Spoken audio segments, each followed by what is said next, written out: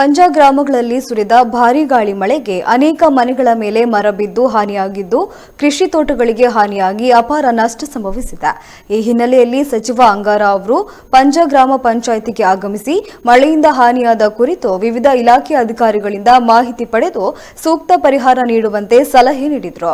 ಬಳಿಕ ಮನೆಯ ಮೇಲೆ ಮರ ಬಿದ್ದು ಭಾಗಶಃ ಹಾನಿಯಾಗಿದ್ದ ಕೂತ್ಕುಂಜ ಗ್ರಾಮದ ಕೃಷ್ಣನಗರ ದಾಮೋದರ ಅವರ ಮನೆಗೆ ಸಚಿವರು ಭೇಟಿ ನೀಡಿ ಪರಿಶೀಲನೆ ನಡೆಸಿದರು.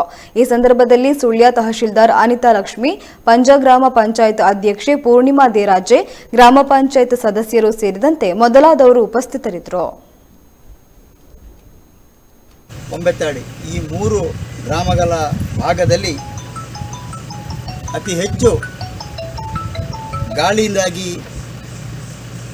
ಅನೇಕ ಕೃಷಿಕರಿಗೆ ತುಂಬ ನಷ್ಟ ಆಗಿದೆ.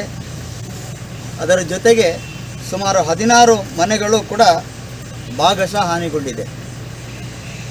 ಅದರಲ್ಲಿ ಒಂದು ಮನೆ ಪೂರ್ತಿಯಾಗಿ ಅದು ನಾಶವಾಗಿರುವಂಥದ್ದು, ಬಾಕಿ ಉಳಿದ